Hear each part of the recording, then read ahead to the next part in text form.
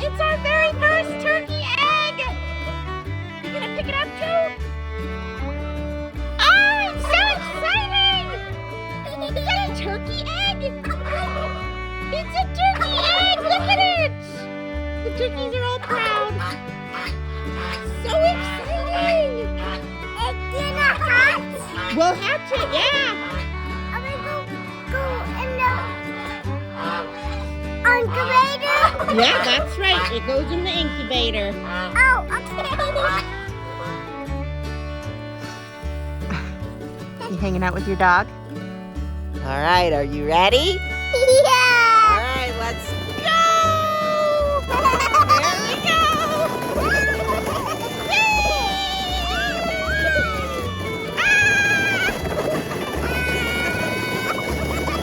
Away we go!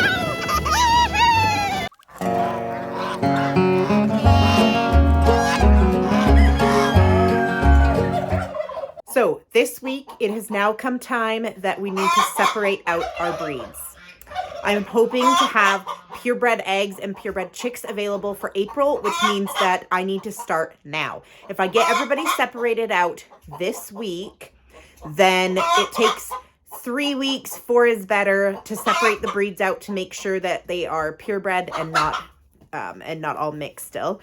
So if I separate this week, I've got 3, maybe 4 weeks to keep the breeds separate before I can start collecting eggs to be able to put in the incubators and to sell as hatching eggs. So if I start now, it'll take about 6 weeks, 7 weeks till I have chicks available that are purebred. So it's all a lot of planning. If you didn't catch our video on winter planning, make sure you check it out because there's a lot of planning involved in raising birds and using it to be able to help others grow their flocks and have the beautiful rainbow eggs that we do. So this door right behind me, we had a piece of plywood up there and then we removed it during winter so that they had space, and the plywood got buried under snow because we got a lot more snow than we thought and I didn't pick it up, which is totally my error. But I wanted to build an actual proper door there anyways because then I can use it back and forth freely. So today we're going to be building a door, and then we also need to shovel out a path so that we can get into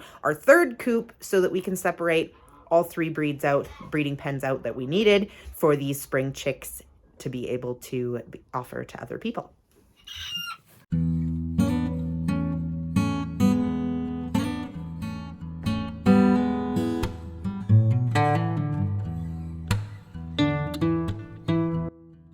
So I went ahead and measured the door.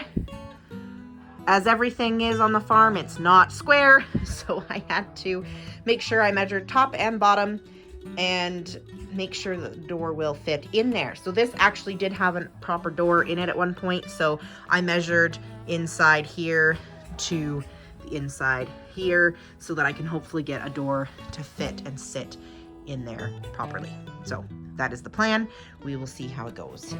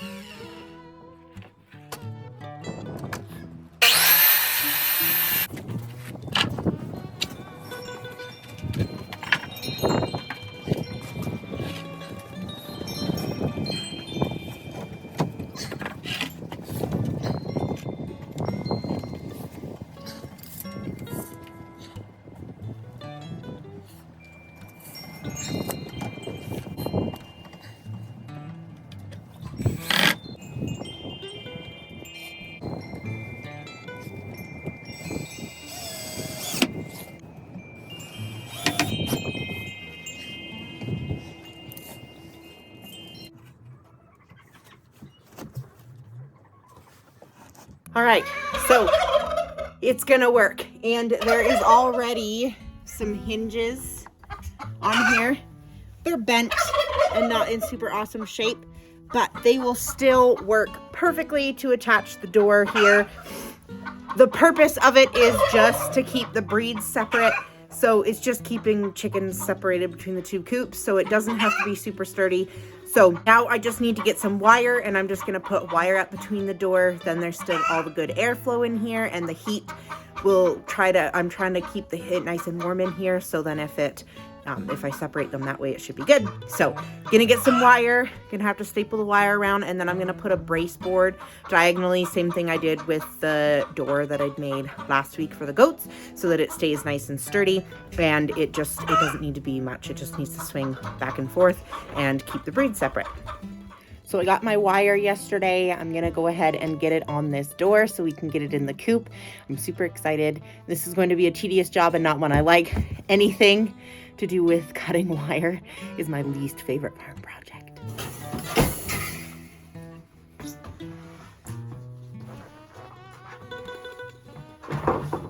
I decided to make this cutting process a little bit easier. I'm gonna lay the wire over it and staple it and then cut it after so that it's down and flat. Otherwise it's just gonna keep rolling up on me and I won't know where I'm cutting and it will be a mess.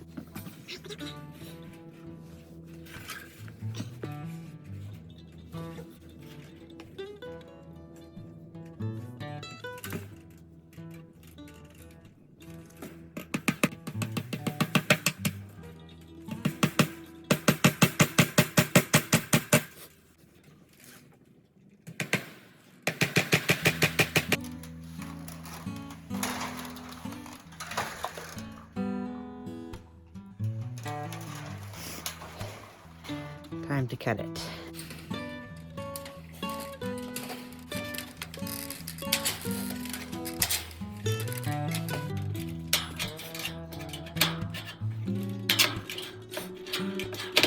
All right, it's done. Now I need to get my brace board on it so that it stays nice and sturdy, and then we can go and attach it.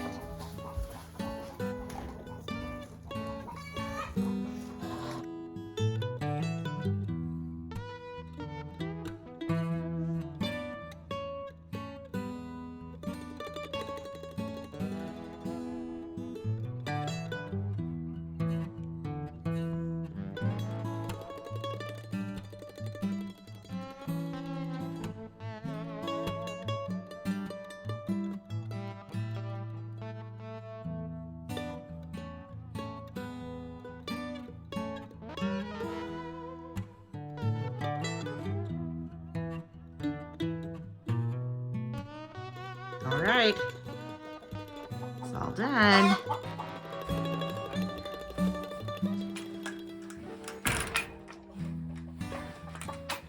It'll be the perfect separator.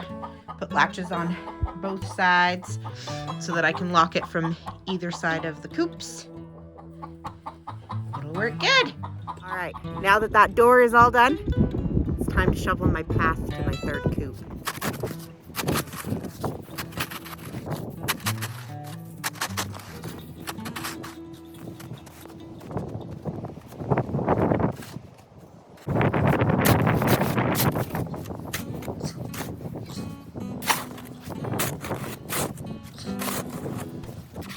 All right, it's done the best that I can get it. I'll show you what the coop looks like. So this, from plowing the snow, is way too big and frozen for me to get. It's all ice.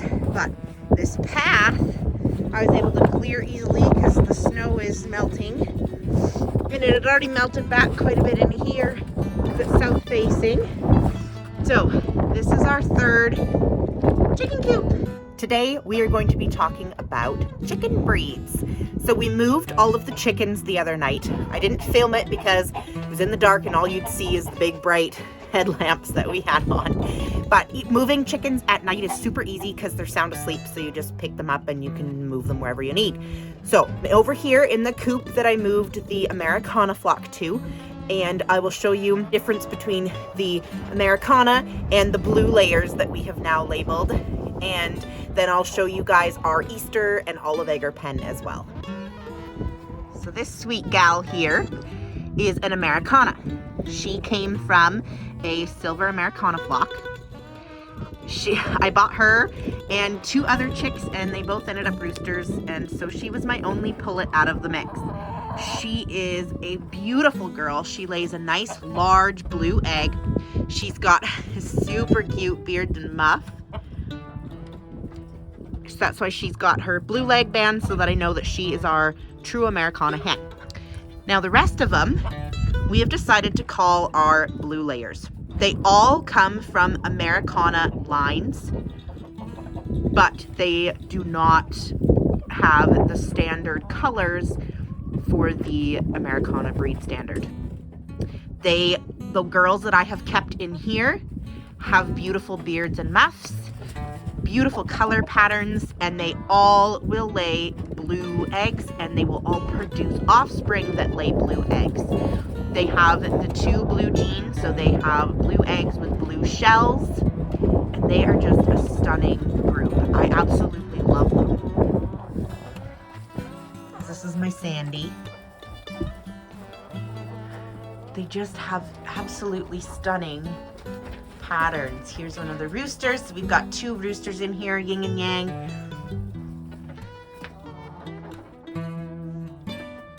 Sunbathing.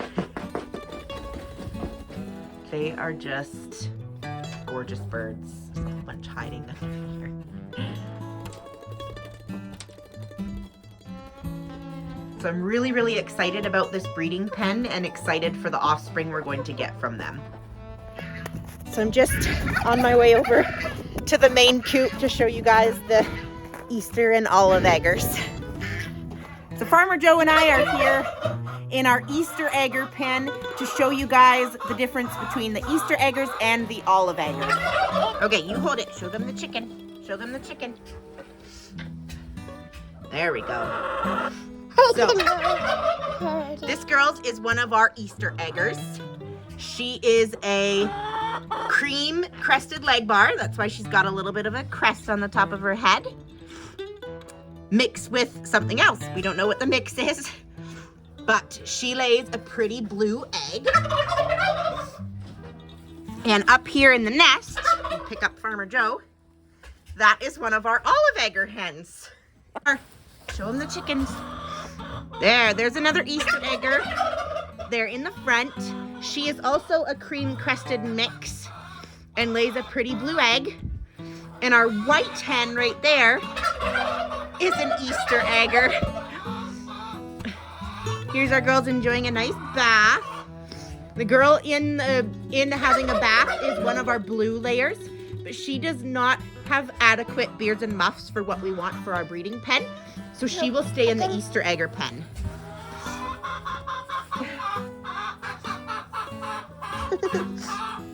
That little brown hen is an Ameraucana crossback. So her mother was an olive egger and her father was an Ameraucana. So she lays a minty green.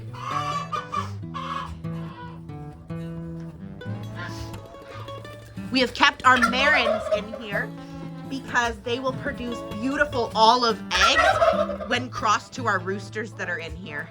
Okay.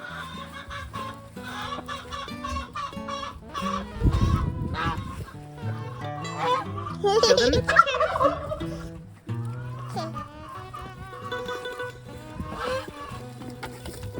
Show them Gabriel. There's Gabe.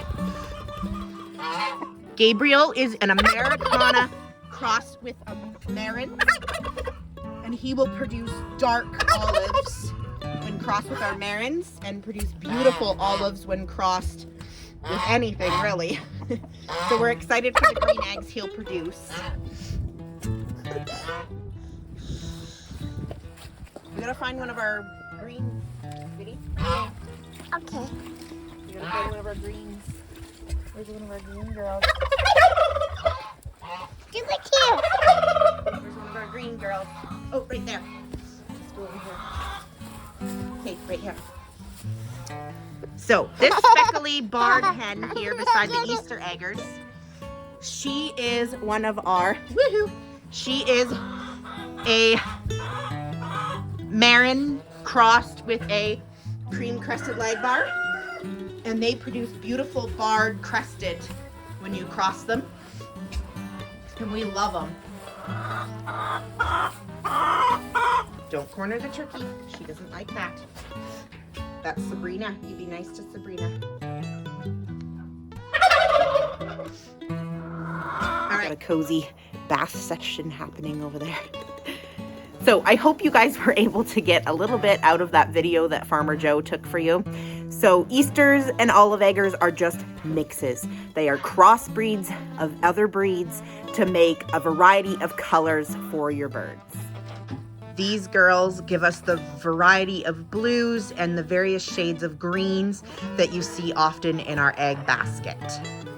We love each and every one of them, and they're really fun crosses. Speaking of crosses and greens, I have this green pen in here, and I'll go ahead and show you guys them. This is our Craylet Lagbar pen. We got Sol in here. So with Sol being a cuckoo crossed with these girls, because these are an auto-sex breed, we should get a sex-linked green layer. So this is our experiment. If you want to follow along and see how this experiment goes on trying out a new line of green layers that are sex-linked, make sure that you subscribe. So with the new turkey egg this morning, I am super excited. But she laid on the floor, so I'm gonna need to do a little bit of work to my boxes in here to make sure that they feel comfortable to lay in a box instead of laying on the floor. So I have all these floor boxes specifically because I knew the turkeys were coming and they were gonna need to lay. But they're all totally open. So I grabbed some old sheets and some old curtains, and I'm going to try and make these a little bit more private and a little bit more cozy for these girls to want to come in and lay.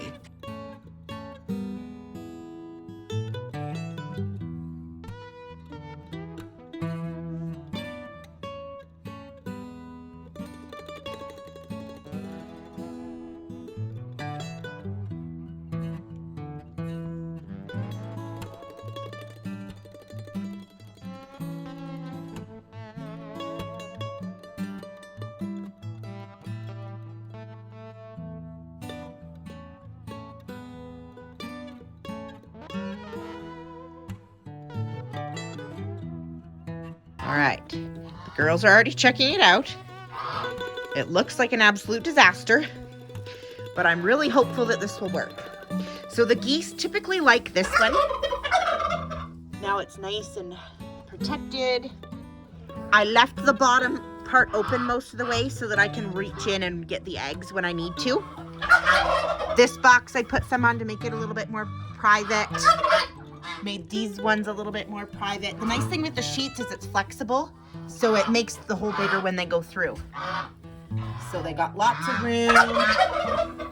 Then this one, I did the same thing. They have easy access into this box from this side. So from this side they can get in there. Now that makes it a little bit darker. This one I put a top on.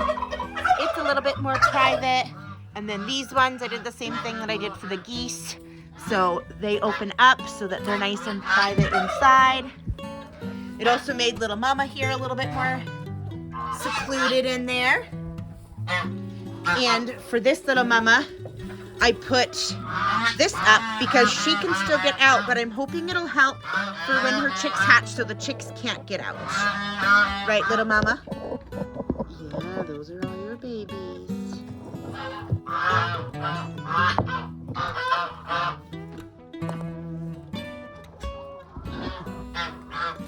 That's all for today, everyone. I hope you learned something new and learned something about chicken breeds. Be sure to come check us out next week. We're going to be talking about genetics and how the genetics affects the egg colors.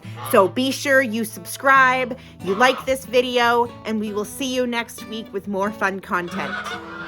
So if you guys are curious about this green pen and would like some experimental chicks at a discount price, please let me know and contact us, and we would be happy to share some of these chicks with you guys to see what colors we get out of this green pen.